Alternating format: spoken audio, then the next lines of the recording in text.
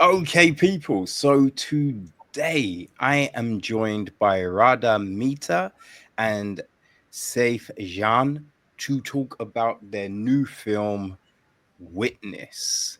Radha, Saif, thank you so much for your time. I really appreciate it. And yeah, looking forward to talking about your film. How are you both doing today? We're doing well. I'm based back in Los Angeles, and Safe is still in London. So we're still. I'm readjusting back to the LA time zone since we were just in London last week as well. So Mm. So yeah, you were here for the European premiere of your film, right? yes, at Rain Dance Film Festival. Uh-huh. So yeah, what has the festival circuit been like for you guys? Yeah, it's been very encouraging. I mean, we had our premieres here in the U.S. at both Tuskegee Film Festival as well as Slam Dance, Right. and just really well received. I think for those who are not part of the community that's represented in our film, for them it's very new, and it's like they were brought into a world that they've never experienced before, and then the way the film ends, it leaves a question for how community can respond. And I think that that's probably where we feel that it's been the most impactful in terms of opening up conversations and just like some of the people's reactions to how they could have more empathy for the folks that are represented in our film. And so we've been very grateful. This is actually inspired by Safe's own story, his own reimagining. And so, Safe, if you want to share like how it's been for you in terms of, going on the festival with this film. Yeah, it's been exciting. Um, it's crazy when you write something and then also the shooting of it. I completely forget that strangers are gonna watch it. So it's been surreal, and I've been getting more and more comfortable with each screening. But the support and like the different demographics of people that are resonating with it feels really um, interesting and yeah, surreal. I think is the word. Mm. I mean, brother, you said something interesting and safe. You as well, because it's just when you make like I think it's when you make a film or you create anything, it's the whole how is this going to be received, right? But when you make a story like this, what is that, the thought process? Like, what are you thinking about? Because, as I said, making anything is tough. So you have to think, oh, will I get into the festivals? Will I get here? Will I get there? But then when you make something about a subject where a lot of people are on the other side, and you know what I mean, it can be controversial for whatever reasons. Yeah. What is then the thinking of? Because you're already in a tough situation making something, but then you're making something, and is there a fear that it won't get a platform anywhere, right? That people will reject it straight off. Like, what is that thought process like for you guys? Yeah, so I came onto this this project. I was the first person to attach after Safe had shared the premise with me, and I found it to be so incredibly compelling, and it was a story that needed to be heard that I'd never seen before. And so, in the way that I came about, there is a certain fear of anything that we make, and I've made a few films before this, and it's just like anything we make, we always fear that, okay, will it get accepted into any festival? But Mm, I've come to realize that there is an audience for everything. It's just a matter of that audience finding you and you finding that audience.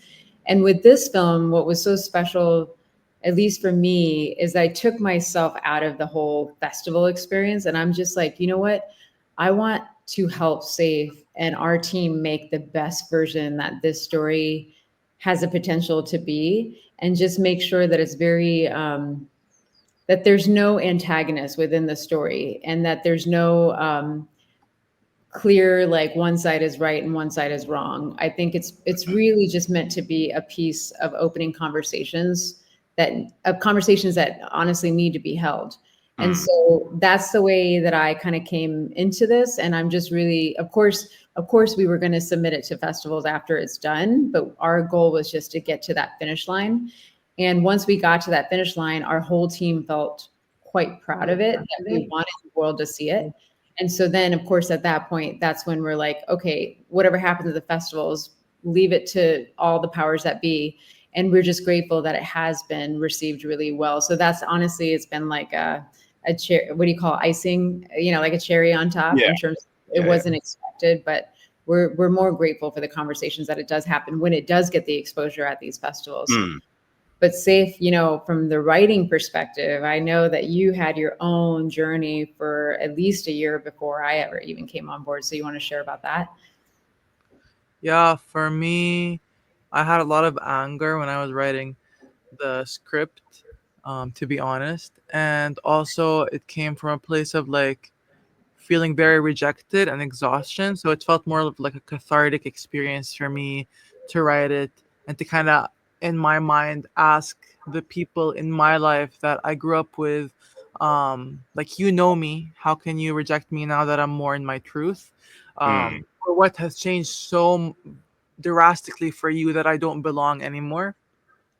So that's really where I was in my mind, whether it felt just like a cathartic process for me to kind of make some sort of peace or like express it in a way where I can put it outside of myself and not hold it. Um, but I think through that process, I learned and talking to people about the script, it's a really good opportunity for dialogue, which there isn't much dialogue in the Muslim community about where queer and trans people were there places at all. We just don't talk about it. And then recently when they did, it was not it was just it was just sad, the public statement that these imams or sheikhs all signed on. So it felt like an opportunity to have more dialogue or start something where we can kind of meet each other with compassion. Mm. I love Yeah, that. yeah. I mean, you said that there was anger when writing this. Yeah. So is that anger at the experience that you had, or where was that aspect of things coming from for you? Yeah, I think it was I came to the US almost 10 years ago now, but it was a big culture shock for me, and it felt really scary from where I came from to come to the US. And I really was looking for a place where I felt like I didn't have to perform, and Mm. I wanted kind of a taste of home. So I was looking for like a mosque that I can go to regularly and be in community with people who look like me, speak like me, kind of move like me. I just wanted to feel familiarity and kind of to feel held. And I know places of worship offer a lot of like a built-in family. So I was craving that in the US, and feeling rejected when I wanted to be honest with them about being trans. I really just wanted my whole self to be in that space. I didn't want to have to choose parts of myself to be held when being in the US was already a really scary experience. And I think the anger came from that rejection that happened quite often. Um, so, yeah. Okay. Yeah, no, that's all very understandable, you know. It's I think it's like that tricky situation with something like this. And tricky in because I feel for I was gonna say for years, but I'd probably say for, centuries, religion has oftentimes been used as a tool to control rather than just to embrace. Yeah. And that was what I really loved about the ending of the film. I think I said when I was reviewing that this was a small but loud film because that ending, because we had the Iman with the little boy, and I mean, from my point of view, I might be completely off here, you know what I mean? But what it seemed to me was the Imam was hearing the words because he's teaching and having to correct and help the boy. So now he's actually properly listening. Because I think there's times when, you know, we read things, but we're in our heads, we know what's coming. So you're not actually paying attention to the words because you're like, oh, well, this bit goes like this and blah, blah, blah, blah, blah. And I think probably he had just in his head for ages, he'd be like, well, you know, the book says this and, you know, it's male and female and blah, blah, blah, blah, blah. But in listening, he's hearing the boy, you know, and it's saying like religion is for everyone and let everyone be their true selves. And then you get the phone call.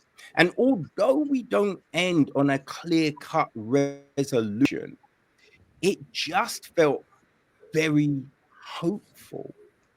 You know what I mean? And like this cloud had shifted, you know, like the cataract had lost his eyes, and that he is then seeing Chomps for who Chomps is. And I thought that was so great. Thank you. I don't know what my question was. I apologize. I just need to just talk at you. But yeah, you know what I mean? We I love think it. I get what you were trying to do. That was exactly what we were trying to do. So we're so grateful that it came through. Right, Saif? Oh, exactly. That was really beautiful to hear back. So thank you so much. Yeah. I mean, the Okay. kid is pure innocence, right? I have kids of my own, and it's just pure innocence, and the way they learn things, and then the way they reflect back. So I think that if that ended up being the catalyst for change, you know, towards an openness, that's exactly what we had intended. So Yeah, I think that's the thing. And, you know, I think, say, you said earlier about the Iman's response to, you know, trans and everything like that. And I mean, it doesn't really seem that surprising to me, right? Because you have a lot of people at the top or people that are just kind of indoctrinated into a thing.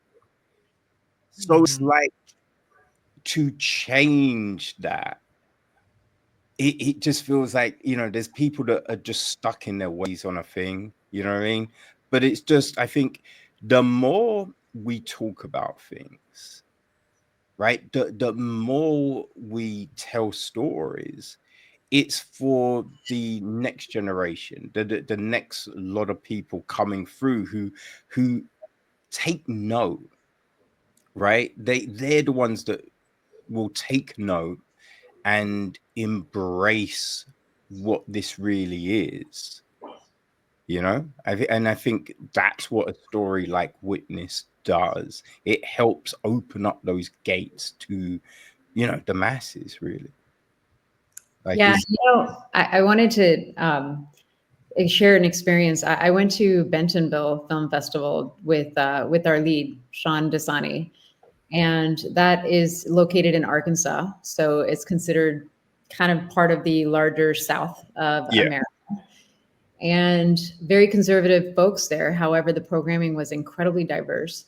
And there was this one woman that had seen our film, and she came and cried to Shaan. And she said that my son is trans, and this is the same experience we had in our Christian church. Mm.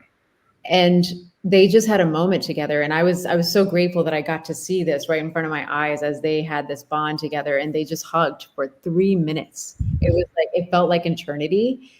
And it was just like as if this mother was just like hugging Shaan as if it was her own son, and just being able to share in this one moment of silence of, you know, how religions across the board, you know, perhaps experienced exactly what was experienced in our film, that was, you know, although specific to the Muslim community.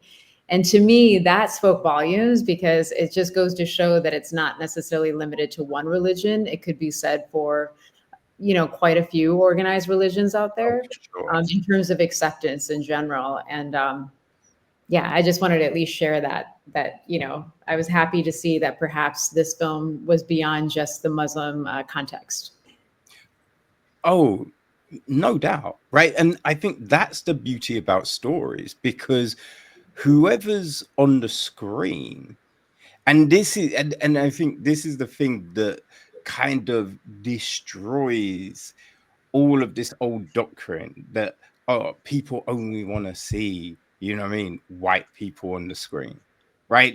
If you put anyone else, they're not going to come and watch, they're not going to ingest it, they won't understand, because every story has elements that people can gravitate, right? It might not be your religion, but similar things happen in that, right? It might be same-sex people, but you're like, but I've been in a relationship, so I understand what's going on here, right? It's just like there's all these different things, they're different elements, they're different to ourselves, but you still understand it, and I think with this, it's a Muslim story, but yeah, it happens in the Christian church, in the Jewish church, like in all churches, Mhm. these same things happen. Mm-hmm. So it's just great that you were able to witness that and just see the power of you know the story and how it can affect people, and show people that, yeah, like, we understand your plight. Yeah, no, we're grateful. We're so grateful. Like, was there pushback on the making of the film, because of the subject matter? Did you have, like, uh imams and other people being like, you should not tell this story? Yeah, I'll let Safe speak on the writing aspect leading up to the journey before I joined. And I know that by the time we were ready to get the actual film made, we were rejected by a lot of mosques that weren't necessarily keen to showcase or allow us to film the story there. However, the place that we did end up getting, they said a story like this needs to be told. We were very transparent with them with the script, and they said a story like this deserves to be told. However, out of respect to our community at this specific place, please do not include our name in the film or in the credits. Yeah. So we all had our entire cast and crew sign NDAs. They weren't allowed to post any BTS photos or anything like that during the filming. And that was two parts. One is to respect the place where we filmed, but also to respect Saif and to protect him, to make sure that there was no unexpected appearances, in terms of wanting to shut down the production. And then it wasn't until after we were really done with our picture lock and edit that we were able to finally share that we got this film done and that we're so excited to premiere it, and at that point it's fair game, right? Yeah. But that was a pushback that I remember us experiencing during the actual making of the film. And then I know for Saif, he had definitely been encouraged to get this story made. But Saif, go ahead, share in terms of the actual writing of it and how you felt, if you felt any pushback during that process. No, it was a very like personal in my room experience. So there was not a lot of pushback, and especially the people I trusted to share the story with, um, were uh, very much chosen family. So they only encouraged uh, its production. But I know I had a lot of hesitation about like many parts in this process. I was like, oh, maybe we shouldn't actually do this, and I was worried about the feedback. I didn't want to offend the community I come from that I do love so much. And I didn't want to alienate myself even more. But I think the biggest worry for me was um, this all happened within the last 2 years, so everything was Palestine and Gaza was very intense, and I was like, is this really a time for me to share a story like this when Islamophobia is really rampant right now? But we had our executive producer Fawzi admit that she had a conversation with me. She's also queer and Muslim, and she said, "When would have been a better time to say this?" And she kind of went down the list of years and all the horrible circumstances Yeah. we've been in, yeah, the community. So she's like, "When?" So that helped. Right, right. And that's actually reflected in a line in the film, Oh, yeah. when Sham says to the Imam, he goes, "Now is not the time." And he goes, "Well, when is?" Mm. So we channel that experience into the film, right, Safe? Exactly, exactly. Yes. And am I right, Safe, in thinking this is the first thing that you've written and has made it to screen? Yes, you're correct. Right. Right. So what was it that kind of made you feel like, yeah, this was a time to tell a story and to write something? Where did that come from? Yeah. It was my grandmother had just passed away, and I was very, very attached and close to her. She lived in the Middle East. She's Pakistani. Nobody bothered to ever teach her the language, and she was also like kind of the matriarch of the family, kind of behind the scenes, and kind of kept us all together. Mm. Lived a very like pious, but quiet life. Never kind of asked for anything, and I think her death created a lot of grief for me.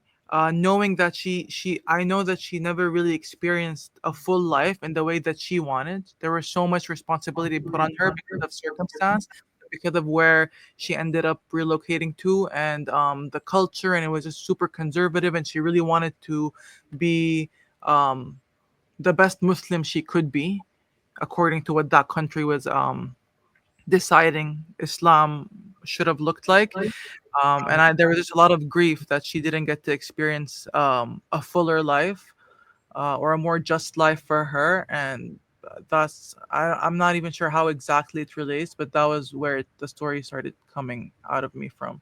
And also, I had just the thing that Shams, the character, goes through, where he is a part of a Islamic ceremony, and kind of battled that moral question. I had to go through with my sister's nikah. Um, so yeah, it was the combination of two things kind of birthed this. Right. Okay. Like, had you always been interested in film? You know? Yes, I have. I have, especially growing up in the Middle East. We didn't have cinemas, and during that time in Saudi, the country was very limited for women. And I grew up as a woman and transitioned after I left the country. Mm. So film, especially pirated CDs that my dad would bring home from his business trips, were kind of my window to the outside world. And I fell very passionately in love with film, and I've been writing scripts for a while, kind of more of like a hobby for myself. Yeah. And then this, yeah. Okay. What were the stories that kind of you found yourself gravitating to the most? Right? What are the things that if you had to pick, it'd be like, safe, it's movie night, pick a film. Like what are the films that you're going to? Mm. Honestly, I like a lot of Bollywood because, again, that's 100% what we grew up on. But also, uh, I like existential films very much so. And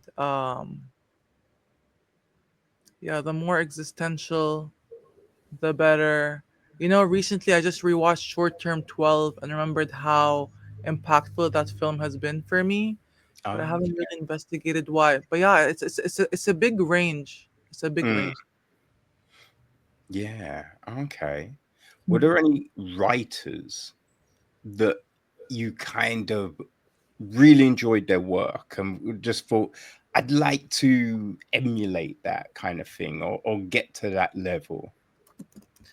Yeah, okay. I actually was thinking about this recently because I saw 28 Years Later, and I love Oh, Alex Garland's writing. I love it Yeah. deeply. So right now he's on my radar. Very, yeah. Garland is a really good. I do like his writing. I didn't like the last film, but I do like his writing. Ah, we didn't like 28 years later, huh? No. He also did he did Ex Machina, and then he also Yeah, did Civil War, right? yeah. Yeah. Mhm. I did like Civil War. Me I too. thought Civil War was good. There were elements of it that I kind of like felt it would have maybe been a bit more impactful if they kind of fleshed certain things out. But Sure. Mhm. whole, I did think Civil War is decent. Yeah. I agree. Hmm. Also, to Okay. reference some Middle Eastern writers, Abbas Kiarostami. I love his writing. The Croker trilogy, the Coker trilogy, my favorite. I'm not sure if you've checked him out, but he's one to check out. Yeah. Yeah. Uh, I don't, unfortunately, I'm not able to do a lot of foreign films because I'm basically blind. So Oh, subtitles are just impossible. Like if it's a short film like yours, I can get through it, but yeah. Right. sitting in sitting in a cinema ain't, it's not going to work at all. But even Yeah. just sitting at home trying to watch, a 2 hour film, like I one of the last big films I watched, I remember because I loved Crouching Tiger Hidden Dragon. Yes. I thought that Beautiful. incredible. And I just remember the studio was just like, if people like the dub version and buy the dub version, we'll do this with all our films. So I was Yeah. like, boom, awesome. And supposedly the dub version was a big hit. So Yeah. when I think it was House of Flying Daggers came out, I was Mhm. like, awesome. Well, it's going to be dubbed. So I went to Blockbuster, right? I rented it out. It was not dubbed. Oh my day. By the time I finished that film, my neck was so stiff because I kept was like, No. but Oh, rewind, rewind. Like it took me so no. long to get through that film. So it's just like, yeah, unfortunately, foreign films can't necessarily do them. But yeah, no, it sounds like you. Do you watch films with audio descriptions then? I've tried a few and it wasn't great. Like Okay. I have heard it has gotten better, but Mhm. yeah, so it's mainly a lot of English language stuff, and then I'll do short films. More short films Yeah. Mm. will be foreign, but then Mhm. it's all the subtitles themselves that can be problematic because not everyone puts a border behind the subtitle, so you'll lose white text on a light background. It's just all those color contrast issues and things like that, so it That's becomes really good to know. Like our colorist was very specific on how the subtitles were supposed to be, including what you mentioned, the borders and all this stuff. So I learned so much through that process because I mm, thought you can just put it, but it's like even like the placement of where subtitles yeah. are supposed to be, it's like a whole science to them. So yeah. Yeah, which I mean, look, I understand, because if you don't, if your site is good, right, Mhm. then you wouldn't have had to deal with that kind of issue. So you might think, oh, well, this should be fine, right? It's pretty big, it should work. So you might Mhm. not understand the whole color contrasting and all of that. But then you have organizations who are giving out funding, and they've got all this criteria on how, like, who should get funding. I'm just like, give people criteria on putting together a friggin' subtitle. You know Yeah. what I mean? Like it's not a difficult thing, Yeah. you know. Yeah. But it is what it is. Mhm.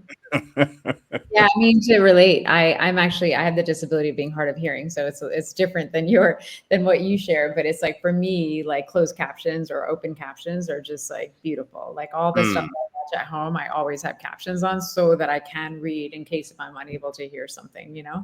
Otherwise, I get lost in details sometimes, and then it's just like, oh no, like I missed a very key point to the story. So oh yeah, because sometimes the audio, can go a little bit in places, and sometimes like the music can be loud in scenes, and so you even, you know, being able to hear, you know, pretty crisply, you oftentimes can lose dialogue in that. So especially when they're whispering like sweet nothings, but like the oh most my God. pivotal moments of an entire film, and I'm just like, Yeah, hey, the amount of times I have to rewind some of those scenes because you're like, wait, what did they say? yeah. And I'm a lover of romance films too, and that's where it gets me all the time. So Oh man. Yeah, I think one day we'll get to a point when all of these issues will be fixed and clear, and you know, won't have to deal with them. It does sound though, Safe, that you have there's a lot of things that you were able to kind of ingest that helped kind of birth your journey into, you know, writing, which is good. But how did you find the process, you know, of writing this short? Well, the first draft that got us the initial grant was like a few-day process. It was really quick. It kind of came out very quickly once I had the idea. But then once Radha attached, we kind of had a more collaborative process, and that took a while just with scheduling and also life and my hesitation to make it. There was a few times we were like, this might not really happen, but Yeah. Radha kept pushing through. Yeah. I think so. Now Radha's in the picture with the writing. So how does that work? Because I know so many people who co-write, and it's done so many different ways. So for you guys, how did the co-writing and the fleshing out of the script, how did all of that work? yeah, I mean, Saif is a sole writer of this project, but the way I come in as a director of anything really is if it's someone else's story, is how do I find my way into the story? And I think the very first question that I asked Saif before even joining this project was, whose perspective did you want this story from? Did you want it from Shams's perspective or the Imam's? And then he said the Imam, and he explained why. And to me, it was so clear. I was like, I'm with you. And then funnily enough, through the process, when we met with our EPs and they were giving notes, they kept saying like, why aren't you doing this from the Shams's perspective, you know, Sham's perspective? And our response, collective response together was Shams doesn't need to transform. The Imam does. And so the Imam needs to go through a specific change that we can capture within the short film. And that was really my way into the story, to be honest, was because to see the story from a non-trans, a non-queer lens, and me having been a student of world religions and just understanding how these very important figures within our safe spaces hold so much power. And yet within a blink, we can feel completely othered. That was my way into that story. So then I think once we focused on who the POV was, we really dialed into that perspective of the story throughout. And along with Saif, there's an amazing collaborator that we also had, Omar Al-Dakil, who is our producer on the film. And he has this really pious understanding of the scripture, you know, of the Quran. And so then, you know, both Saif knows the Quran inside out as well. But it was just that they collaborated on what the best lines were, because we wanted to make sure that every single word counted from, you know, what the Imam says at the very beginning of the film and what the kid says at the end of the film. We wanted to make sure that that was on par. And we also wanted to make sure that you know, for an audience that doesn't understand the rules of the nikah, it's like, you know, two male witnesses or 4 female witnesses. We wanted to make sure that that part was very clear in the certain context at the very beginning of the film, as well as the conversation that happens between the Imam and the daughter. So yeah, it was a beautiful collaboration. And I'm the one that walked away learning the most, because this community is now my found family. But it was really, you know, Saif was that leader in terms of the writing, and just we wanted to make sure that his specific vision was what was eventually reflected on the screen. And then of course, me being the mama bear, just wanted to encourage him that we need to get the story made. Don't have doubts. Don't have doubts. You know, the story needs to happen. You know, because by that point we were putting so much energy in it that I didn't want it to not happen. You know. Yes. So it was that collaboration that we all needed to be there for each other until the end. So. Oh, that's great. Yes, but my apologies. I mean, you were co-directors. Yes. And Yes. Saif is the sole writer. Yeah. Yes, that's how it worked. Okay. No, I think that's really yeah, no, that's a really important thing. And I think in any collaborative thing, it's so valuable to have people around you as kind of support, that cheerleading kind of, you know, system to help, because there's always times of doubt. You think, is this going to be good enough? And oh, should I take longer? And should I change this or do that? So having people around you to kind of, you know, G you up a little is a valuable thing for sure. Yeah. Very Mm, much. Yeah, yeah. this was definitely a very a teamwork thing, you know.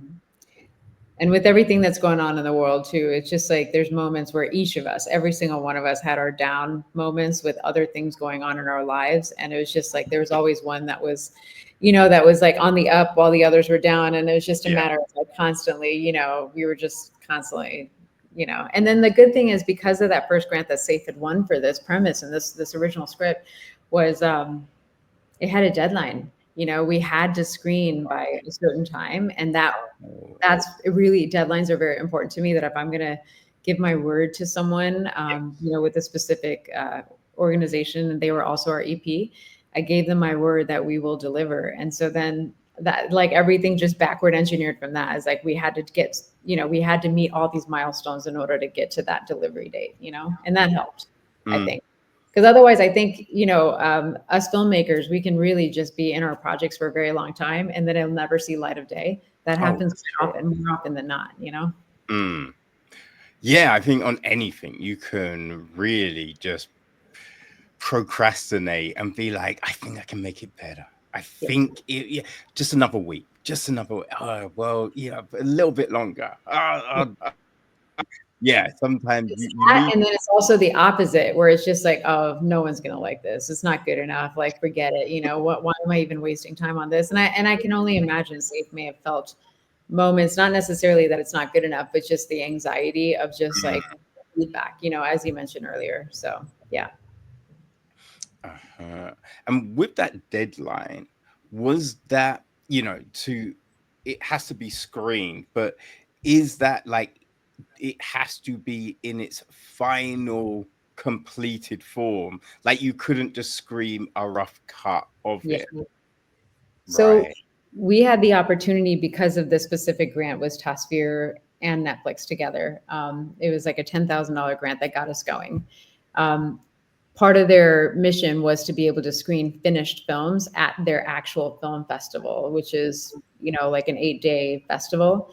Mm, And of course, with us, we didn't want to show a work in progress cut. We wanted to make sure we showed the best version possible, the finished version. So then that way we know we called it done, you know, yeah. and then now anything after that is just like blessings, right? So so yeah, I think we fulfilled what their wish was. Now we will say that there were some other films that just showed works in progress, you know, they weren't quite done yet by that deadline, but we felt good that we were just like, no, this is it. This, we're done, you know, and it ended up being a very strong film within that specific block from what the feedback that we received. So Mm, yeah. No, no, no. It's always, yeah, I feel it's always good just to be able to just, you know what I mean, put it to bed, yeah, right? And not it have was a any. huge audience. It was like an IMAX theater too that we had the opportunity to screen in, Oh, and like damn. Okay. that screen was also completely packed. And when Mm, you see something that was meant to be filmed, you know, like you know, in a 2:1 aspect ratio on an IMAX screen. It's just like all of a sudden, like the, you know, whatever close-ups they are, like you see every pore on that person's face, you know. Luckily, our cast is so gorgeous, so we didn't have to worry about anything. Oh man. That must be something though, to have like your first screening in that kind of setting. Yeah.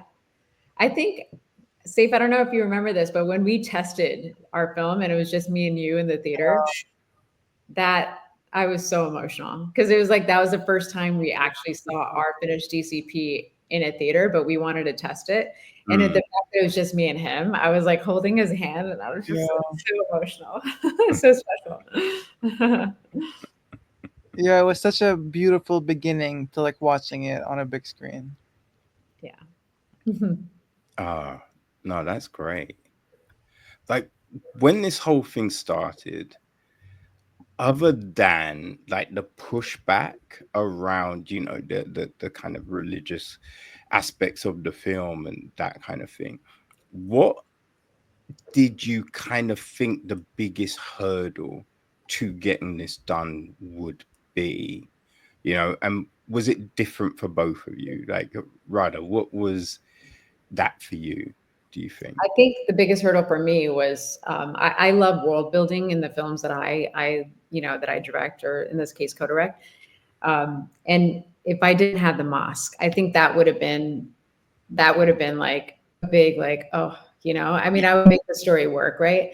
But it's just like at one point we didn't have a mosque, right, or a masjid, and we were then reimagining like, okay, how do we do a homegrown situation where, you know, a community center, we then turn it, which is very common actually, like a lot of community centers then become places of worship, but then it's really hard to recreate the ablution room, which was very important to our scene, into our film, you know, and that's where like you see the faucets and everything, they're very specific to what they do in the ablution. And so that's really hard to recreate. So I was nervous about that because I knew that the cast that we had and like the story itself was solid. It was just like, how are we going to make this look visually stunning, you know? And part of that is the production design in the world. So that was my concern. And then thankfully we did get the most beautiful place, you know, better than I could have imagined. But I would imagine Saif had different challenges, like definitely on the writing, you know, just like getting the story made. No, for me, it was definitely the funding, the getting the money. That was brutal. I hated that. That's hard too. Yeah. I It don't was know. I like, had faith that the money would come just because of the story was so powerful, but there was a lot of like, I think because of our timeline, it was hard. You know, we had to like get it quicker than we need, you know, than we originally planned to. So. yeah, and I feel like the story would interest a lot of people, but like I feel like Muslim people don't really want to put their name on something that will be controversial. So it's like, hey, what are our avenues right now? It's a queer trans Muslim story. The queer and trans community don't want to like put their name on something that they don't really know much about when it comes to Islam and like our own community dynamics. It just felt stressful for me asking for money. Super stressful. Yeah, I think that is always a thing, though, isn't it? People don't necessarily want to back something they're not sure is going to be a bona fide hit, a success, you know. But then after the fact, they're happy to be like, "Oh, I backed it from day. I knew you were going to succeed. I knew you were." Yeah. You know what I mean? So I think that's something that, yeah, just across the board, there's like just gonna have, you know, problems with, but it's good that you did get that funding together, you know. Like, do you think having like Netflix and the other yeah, behind you helped open up doors as well? I think so. I mean, anytime you have a Netflix name on it, all of a sudden, then people are like, "Oh, there's some validation there." Yeah.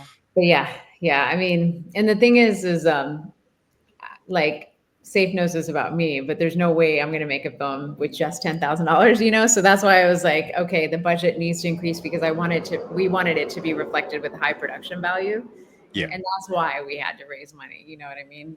But I will say that we pulled a lot of favors, within, which is why, like, even though we did need more money, but it's not nearly as much as what could in the market cost for a film like this, Yeah. Yeah. But I think it makes sense, right?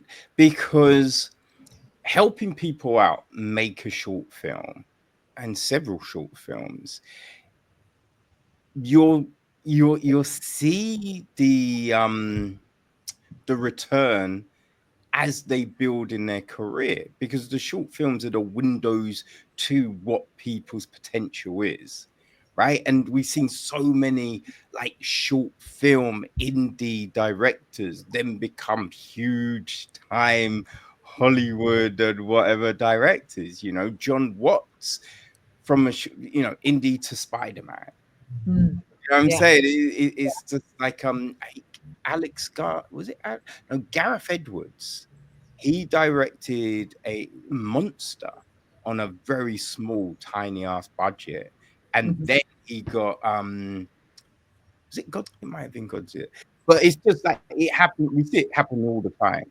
You know what I mean? Yeah. So it's just, why wouldn't you want to help out people who are trying to get somewhere? Are Yeah. trying to do something when, technically it's not going to be a huge burden on you, right? Give someone a small discount on a little thing, but you'll make up that money on the larger products that you're doing. You know what I mean? So it's just like, yeah, let's help people out, Yeah. I mean, we'd like to think so, for sure. Yeah. That helps us out, please. But I think when they get certain vendors, when they get that same request from like 100 others, then they're just like, I yo, mean, yeah, there is it's like, that. we can't bring this down any lower. This is the lowest that we can go. Then it's like, okay, it is what it is. So Yeah, yeah, you do see that yeah. aspect from their point of view on that thing, but Mhm. it's just fantastic you were able to get it all done, you know. Um, Very grateful that we had the Panavision grant as well. So through our DP, Nashin Dadaboy, we were able to get the short film grant, which then gave us a package for literally total, I think it was, I don't know, the total was $1,000 plus whatever is required for the insurance. But otherwise, the RE Alexa package that we had would have been easily another $10,000, So mm, yeah.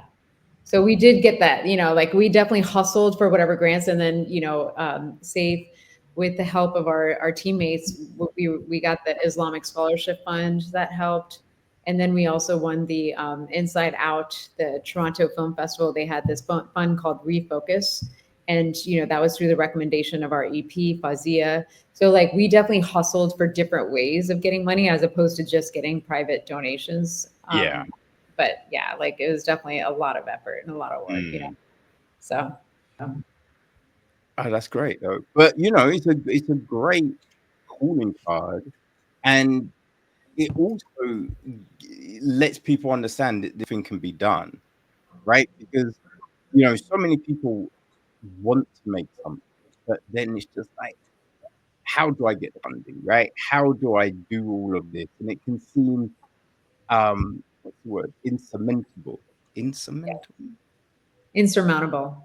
That's it. Well, thank you. Yeah, yeah, But yeah, it seemed like it's never going to happen. So when you hear stories like yours, the fact that you hustled and you got all of these grants and then you were able to, procure the other money and you got it done, it gives people hope. It gives people that, yeah, "Oh, we could do that too." Yeah. yeah. So that's, That's great. I mean, even though I've made another film since then, like two actually since Making Witness, and it always feels insurmountable. Honestly, it's mm, just like, oh my god, how is this going to happen? But it's like when you find your people, that yeah. will help you get to that finish line that you can trust and rely on. I think that that's honestly the only way. Because you're going to constantly have imposter syndrome and all these doubts and just like, oh my god, how can I ask for money? Who's going to believe in me? Yeah, it's hard. it's a hard thing, you know. I think anytime a film gets made, whether if it's short or feature, it's honestly a miracle. It really is a miracle. So Yeah, and I think also, you know, with the indie scene, it's like you've made films, but where are those films? mhm. Right? Like, because when you're making, you know, Civil War, you can go, yeah, it's on Apple, it's on Amazon, it's on that, like it's on all of these spots. Yeah, I did that. My name is on the credit, is everywhere. That's mine.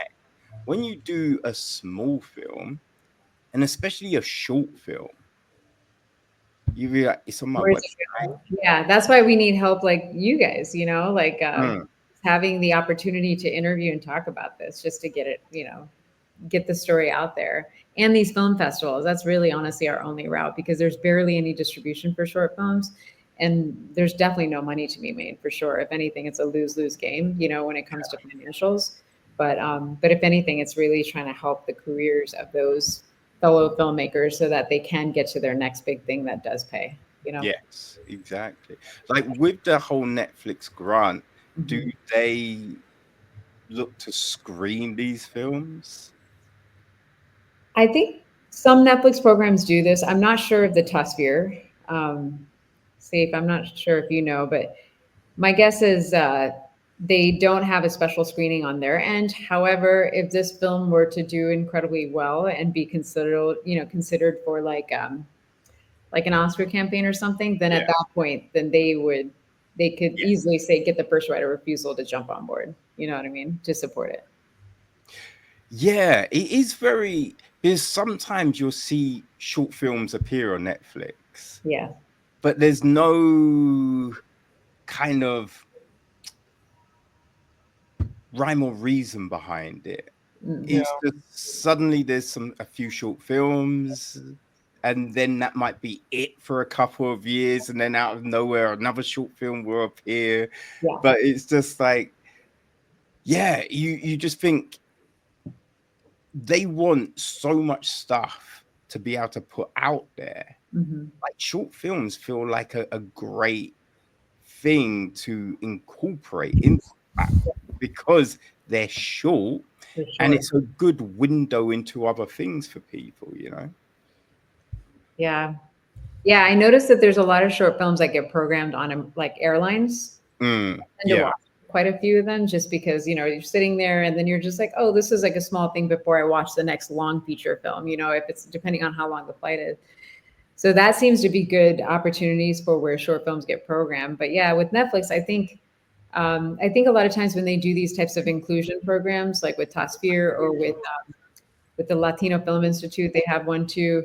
I think it's really honestly just to increase their diversity give spending profile. That's my Yeah. guess. You know, Oh, in terms of just yeah. like, you know, just like their philanthropic efforts, you know, Mm, but there's not nowhere in the agreements that, you know, you get to screen or you get to actually get placement within, you know, within Netflix. So yeah.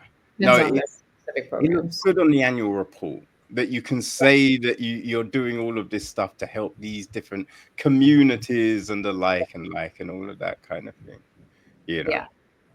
But hey, at least it got you, Yeah. you know, a step in the right direction to Yeah. put all of this together. So that's great. It gave us a deadline. That was it. That was the main thing. Yeah. Like with all the other components of the film, like how was you know, like the casting, the score, like all of these kind of elements of it, like how did those kind of things come together for you? Yeah, so the casting, you know, it was a part audition process, but then also a part outreach through Instagram, and we, our dream person that we wanted for the Imam was Faran, and we just had no way of knowing if we could ever have access to him. And then Mm, our casting director, Kirtana, said, "Absolutely, I'm gonna, you know, we're gonna reach out to him." And then also with the help of our EP, Fazia Mirza, who personally knew him, they both went after him. And then when he had a conversation with us, it was so lovely. And we didn't know if he actually had joined, like had agreed to do the project until the end of the conversation. We thought he just wanted to get to know us first before he decided. But at the end of the conversation, he says, no, I've already joined the project. I just wanted to get to know you guys. And we're like, oh my God, it was like the most joyful moment. We knew that he had to carry the story given that it was from his POV. And with Shaan, he's someone that I knew from the community, and he just kind of like responded to an Instagram post. And for him, it was important to know who was actually making the film. And so once he learned that, then he felt confident about auditioning, and he just nailed it. He really won both of our hearts. And then in terms of, Saif, go ahead, sure. No, I agree with you. I'm just fully agreeing. Shaan blew us away with his audition, and then every table read, made us all cry. It was powerful, his performance and what he added to it. Yeah. And then Nema, the daughter, is a polyglot, and she just knows how to channel certain emotions. And I don't know, she just felt like the perfect daughter for that, to challenge the father, and that was honestly a blessing. That came from just the normal auditioning process, just us looking at tapes. And then same thing with Michael. The original character of Salim was actually meant to have a different accent, was supposed to be of a different culture. And then when Michael auditioned, he auditioned with that accent. And then both Saif and I were like, what's your natural way and you speak? And it was British. And we were just like, what? And so then we had this huddle, on the side, and we're just like, Saif, would you consider this specific role being British? And he, and Saif, you're into it, so he kind of blew us away in the audition as well. So so that was the cast. But what was really cool is a lot of Saif's community came out as part of the extras. And we had, many community members on my side as well that came, that, we needed to fill up those spaces of worship, for the actual prayer ceremony. And so that was beautiful. So it ended up being a community-led film, and so that was part of the casting. And in terms of, the other, what was the other question? Did you ask outside of casting? What was the other? The score, like the the music. score. Yeah, the score. Yeah, so this was the first time where I had gone into an edit where we didn't use any kind of temp score throughout the entire editing process until we went to picture lock. And I felt that this film needed that. Both Saif and I were just let's try to make sure that we edit in such a way that the film carries on its own without music. Yes. But we knew that we wanted music no matter what, but we just wanted to make sure it wasn't music driving the story. And so then by the time we got to picture lock, we had, we were in touch with two composers. And then just the one that really just stood out to us was our Egyptian composer, Omar Al-Deeb. And he's a multi-instrumentalist. And so he plays all these different instruments, and he's just so lovely, so lovely.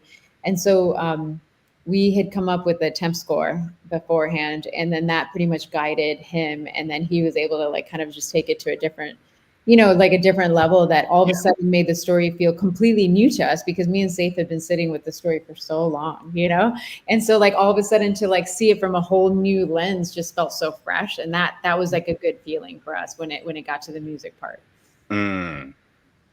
Oh, that's great. And I love the fact that you were just, what you just said, right? The fact that you wanted the film to speak for itself.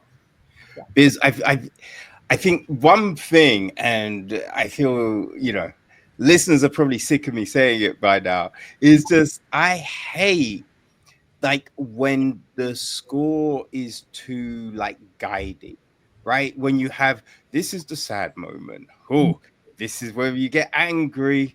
Oh, this is, and it's just we get that from what they're saying. Why do we need this loud music in the background just interfering with this scene? Because you feel it's so powerful on its own, right? But so when you have a score that isn't forcing the emotion, it's just guiding and emphasizing, and it's just a subtle little boom in the direction. I think that's what works. That's what I appreciate the most. So when I hear directors talk about this and say that, yeah, we wanted it to speak for itself, I'm just like, that is just music to my ears. You know what I mean? Yeah, thank you. Thank you for sharing that. It's nice to know like nuggets of our insanity like somehow resonate, on all the behind the scenes that goes on. So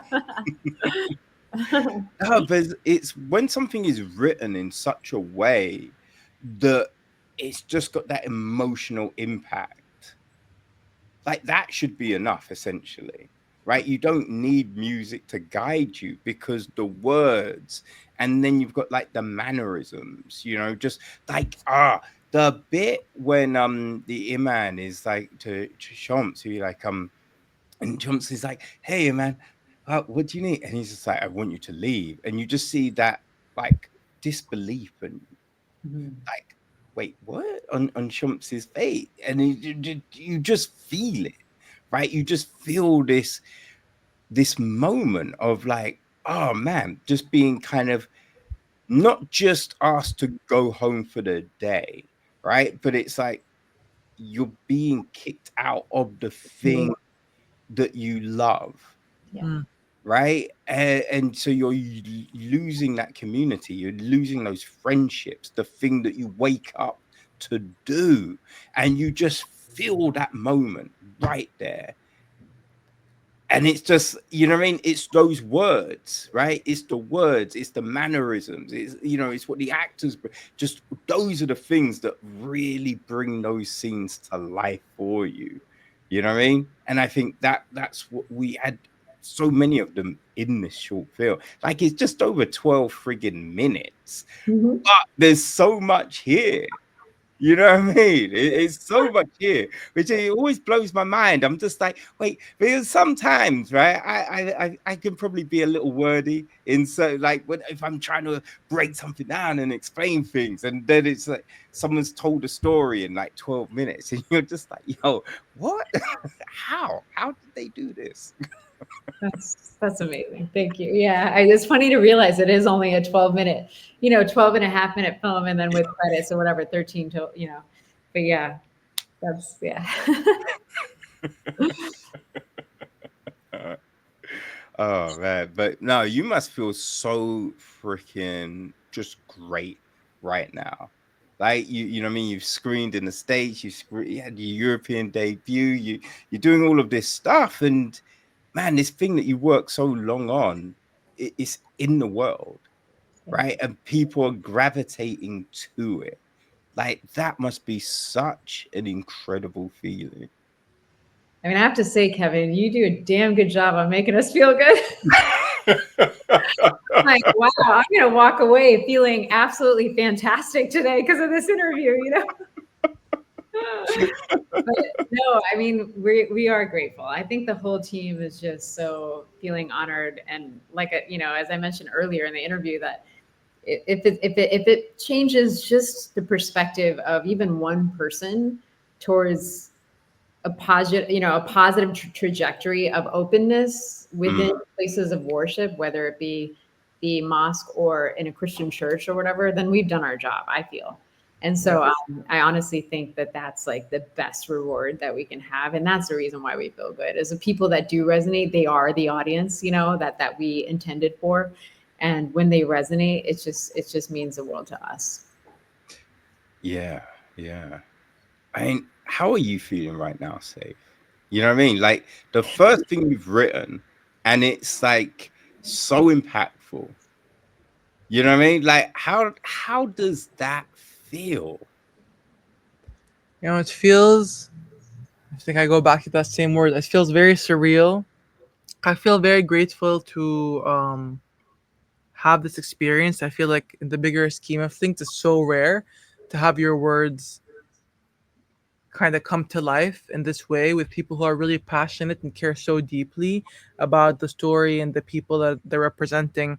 So there's a lot of gratitude and also just a lot of grief about where the community is right now and what's happening in Palestine and the Middle East in general. It's hard to. I think if anything, I just feel like okay, there's power in storytelling, and how can I truly use this to be a part of like the better world we're trying to create. Mm. Yeah. Yeah. I mean, the world's a crazy place, right? There is so many things going on that just fill you with grief. Yeah. But I think the real thing is when everyone goes home, when everyone has those quiet moments, they look for things to take them somewhere else. They look for things to bring light into their life. They look for things to inspire them, to lift them up, right? To fill them with cheer. Yeah. When you tell stories, and you tell stories that are impactful and just, as I said, like when you get to the end and the boy and the Imam like finally hears the words, right? And then makes the phone call. We don't need the rest of that phone call, Mm. right? We don't need that because you're just left with that hope. You know what I mean? And so when you have those sort of stories that aren't forced, because you have stories that are just like, hey kids, this is what you have to do, and you're just like, I mean, kind of heavy handed, we don't need all of that, right? So if you tell this honest to God story that just from the heart just feeds you with all of this stuff, that's the thing, right? Because the day may be rubbish, right? There may be a lot of loss and heartache, but you get to watch and ingest something like this, and it will lift you. It will lift you up for maybe the next hour, half a day, a week, or whatever. But whatever amount of time, it's brought some joy and happiness into someone's life, and that's a huge frigging thing, my friend. Mm. Thank you. Now, I agree. Hope is one of the most powerful tools, and if we can't imagine um, better dynamics, then we can't like move closer to it. So yeah, I agree. I think it's a big gift. Mm, yeah, and has all of this inspired you for more stories? I mean, that's really what everyone wants to know, Safe. You know what I mean? What's next?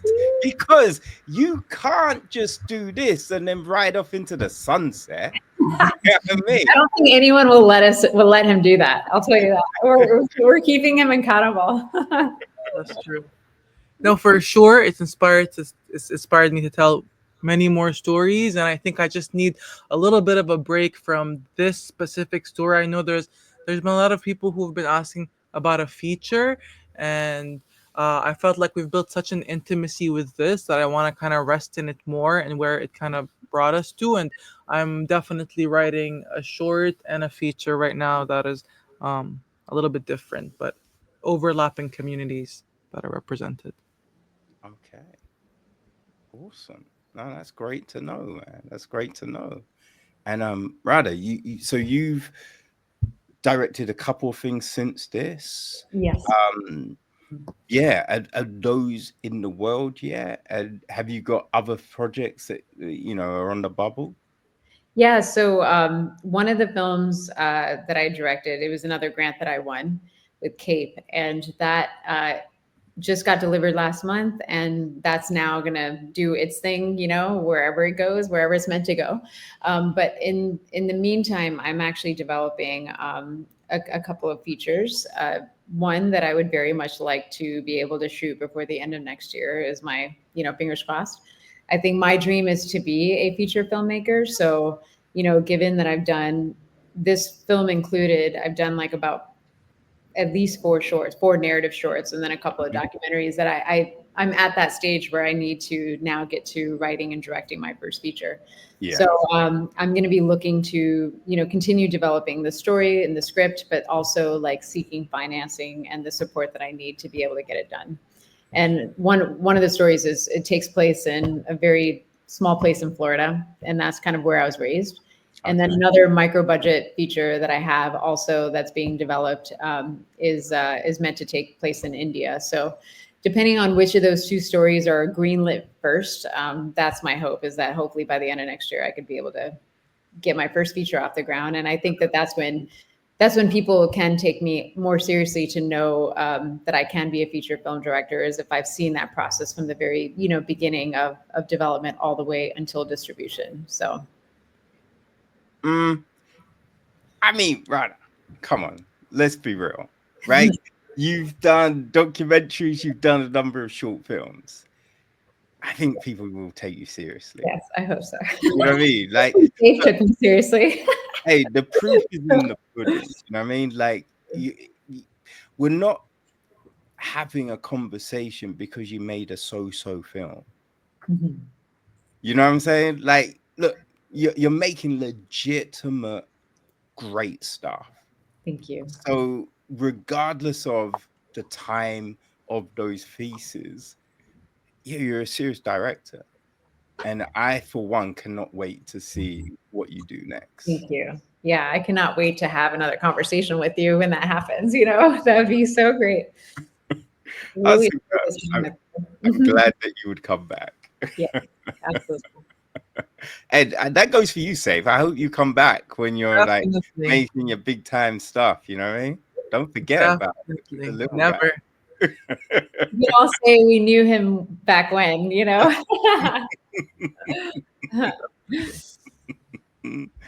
Okay. No, this has been tremendous, guys. Thank you so you. much for your time. I really appreciate that. Thank you, Kevin.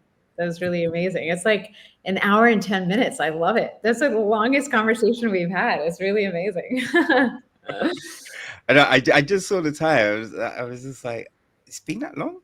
Like, because that's the weird thing about like these conversations, because you don't oftentimes realize how long you've been going. And there's been so many times when I used to just say to people, we'll just talk. Like, it kind of goes. There's a lot of times people want to go, oh, they've got 20 minutes. Can we do it in 20? And be like, no, we can't, not 20. And so I used to say, a minimum of 45 minutes. Yeah. Right. But more than 45 minutes. But there's a minimum of 45. So you're talking with someone, and then you'd be like, thanks, that was great. Oh, yeah. And then you look and you'd be like, wait, that was an hour and 20 minutes? Yeah.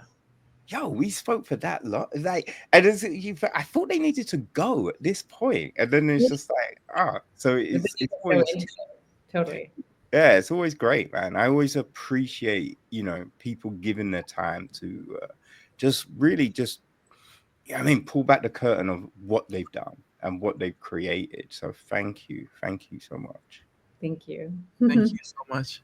No worries. Now, how can people keep track of everything you're doing and, watch Witness as well? Like, are you at other festivals? Do you have websites? What's your social media? All of that. Yeah, so our the film's website is basically our Instagram account. So it's witness.shortfilm. And that's where our stories are very frequent. Actually, like every time there's an announcement or something, then we're always posting it on our stories and our highlight reels and stuff like that. And then our personal site, mine is Radha Mehta, RADHAMEHTA, which is where I post my own personal news of things that are happening, including the Witness stuff as well.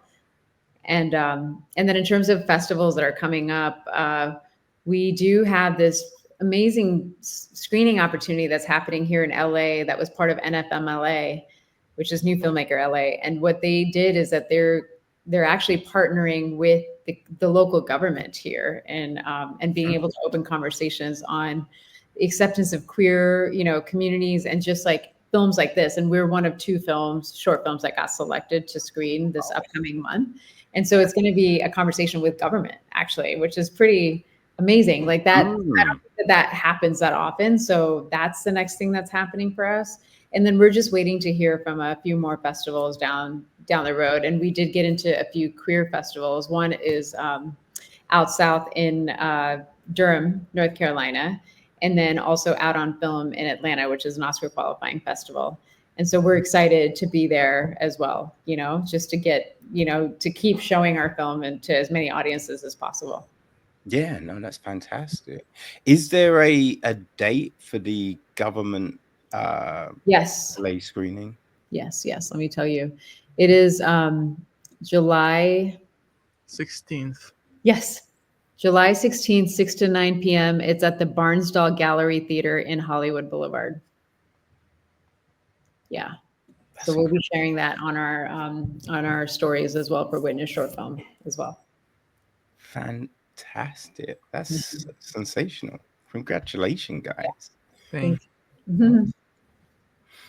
Okay. Safe, do you have any handles or things you'd like anyone to follow, keep track of you or anything like that? No, just the Witness Instagram. They'll find me there. Okay. Tremendous. Well, keep doing what you're doing. Thank you. Radha. Hey, keep making films. Thank you. I'm looking forward to the feature length ones. I think other people may be a little bit frustrated, but it seems like you're getting all the grants. But you know what I mean? Just keep Let keep me tell you, with everything that we win or acceptance, there's like literally 12 to 15 rejections. So it's just honestly like there's a hustle for sure. Not getting all of it. So yeah. No, you're doing your thing, and that's great. Awesome. Thank you. Well, thank you so much. Thank you, Thank you so Kevin. much for your Hope time. you have a wonderful weekend. Hey, you too. Guys, go, the links are on the website, so go check out the Witness their website, with the Instagram. You know what I mean? If you're in LA, mark down the 16th of July, right? Go check that out. But yeah, go follow them and enjoy the film because it is really, really good. Really, really good. Thank you. Awesome. Well, Radha, Safe, have a tremendous rest of the day, and thank you Thank so you. much for your time. Really Thank you so appreciate Thank much. you, Kevin. it. All Bye. right. You take care. Bye. Bye.